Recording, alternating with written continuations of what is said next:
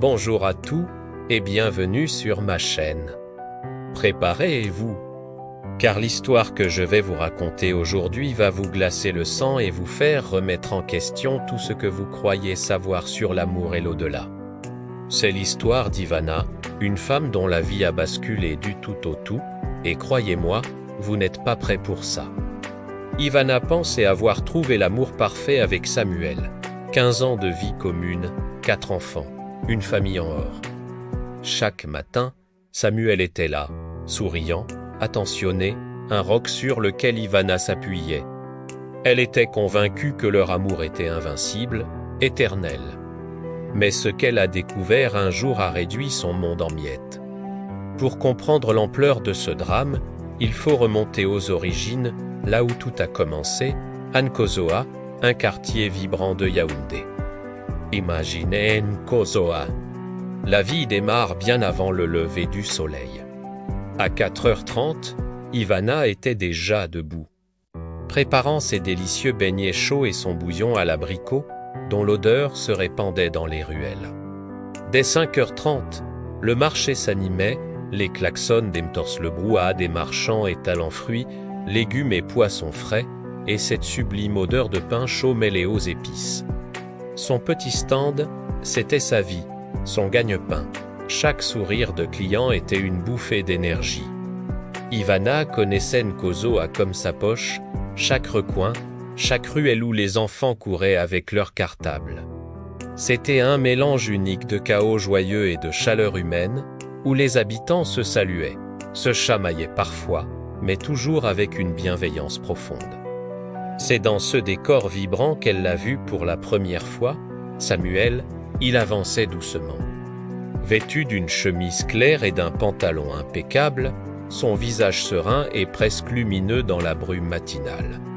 Il s'est arrêté devant son stand, a pris un beignet, humé le bouillon avec délectation, et lui a souri. « Ça sent bon ce que vous faites », a-t-il dit, d'une voix douce.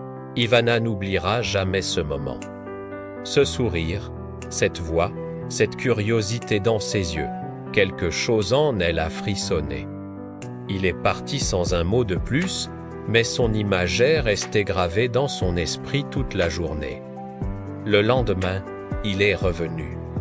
Et le jour suivant encore. Chaque matin, il s'arrêtait à son stand, échangeait quelques mots, riait légèrement et repartait. Mais dans son regard, Ivana voyait toujours cette intensité étrange, comme s'il cherchait à découvrir une part d'elle-même. Petit à petit, leurs conversations se sont allongées. Il lui parlait de ses souvenirs d'enfance, de ses espoirs, de ses rêves les plus fous. Elle lui racontait sa famille, ses défis pour nourrir ses enfants, ses ambitions secrètes. Chaque mot échangé les rapprochait un peu plus. Son cœur battait la chamade à chaque sourire, chaque regard. Un matin, après plusieurs semaines de ces rituels matinaux, ils étaient assis sur un petit banc près du marché. Samuel lui a pris la main et lui a dit « Ivana, je crois que je t'aime », le cœur d'Ivana a fait un bond. Elle n'a pas eu besoin de parler. Tout en elle avait déjà répondu oui. À partir de ce moment, chaque jour est devenu une aventure. Ils exploraient les ruelles de Nkozoa main dans la main, découvraient des coins tranquilles, des petits cafés cachés, des parcs ignorés de tout. Chaque instant passé avec lui semblait éternel, figé dans le temps. Les années ont passé, 15 ans d'un amour qui semblait indéfectible. 4 enfants, une maison modeste mais remplie de rire et de chaleur, toujours à Nkozoa. Chaque matin, Ivana préparait le petit déjeuner, son thé préféré, et Samuel lui souriait, comme si le monde entier s'alignait juste pour eux. Elle était persuadée que rien ne pourrait jamais briser leur bonheur. Jusqu'au jour fatidique où elle a découvert l'indicible, l'impensable. Un matin, alors qu'Ivana rangeait de vieux documents précieux dans un coffre familial, elle est tombée sur une enveloppe jaunie par le temps. À l'intérieur, un certificat de décès, le nom inscrit dessus lui a glacé le sang, Samuel Ngassa. Le choc a été brutal, la date l'a transpercé, il était mort et enterré depuis 20 ans. 20 ans, son monde s'est effondré. Tout ce qu'elle croyait savoir, tout l'amour qu'elle avait partagé. Tout cela était un mensonge, une illusion inimaginable. Samuel, mort depuis 20 ans. Et pourtant, il vivait avec elle, partageait sa vie, jouait avec leurs enfants.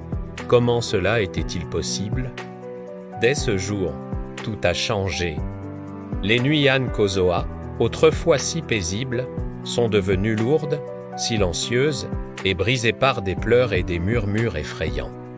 Samuel apparaissait parfois, invisible pour tout, sauf pour elle.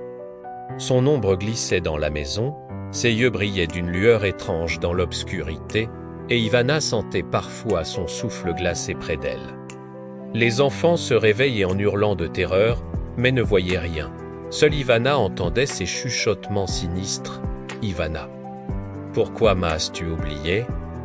Désespérée, elle a consulté des marabouts, des prêtres, des anciens. Rien ne semblait pouvoir rompre ce lien terrifiant entre le monde des vivants et l'au-delà. Certains la regardaient avec une peur palpable, d'autres avec une pitié profonde. « Ce n'est pas un simple esprit, Ivana, tu vis avec un revenant, » lui disait-il. Pendant des semaines, Ivana a vécu dans une terreur silencieuse, une angoisse constante.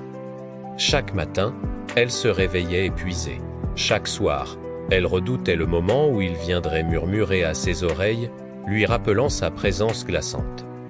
Les enfants pleuraient souvent, et parfois, Ivana devait feindre l'ignorance devant leur petit visage inquiet. Son cœur était lourd, ses nuits sans sommeil. Sa tranquillité, son bonheur, tout s'était envolé.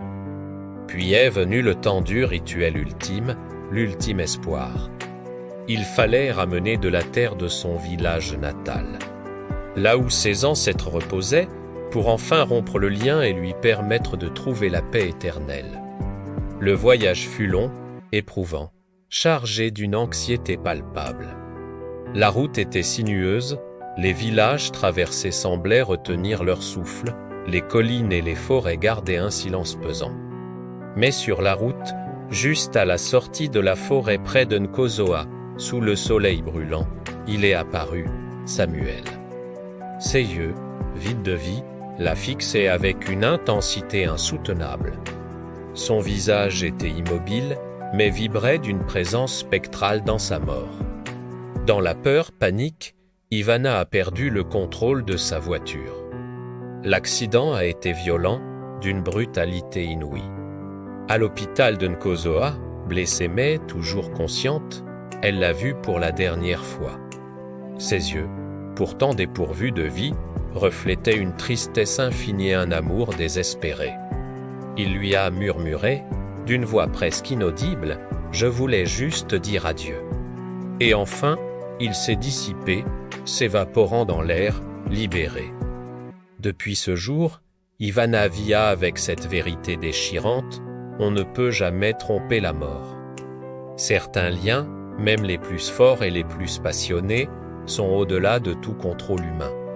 L'amour est puissant, oui, mais il n'est jamais au-dessus des lois de la vie et de la mort. Le mensonge et la trahison finissent toujours par révéler la vérité, et parfois, ceux que l'on aime peuvent revenir à nous d'une manière totalement inattendue et incroyablement effrayante. Alors, d'où est-ce que vous regardez cette histoire incroyable? Dites-le moi en commentaire. Et si vous avez aimé ce récit mystique inspiré d'Afrique, n'oubliez pas de vous abonner à la chaîne pour ne manquer aucune de nos prochaines histoires. À très vite pour de nouvelles aventures.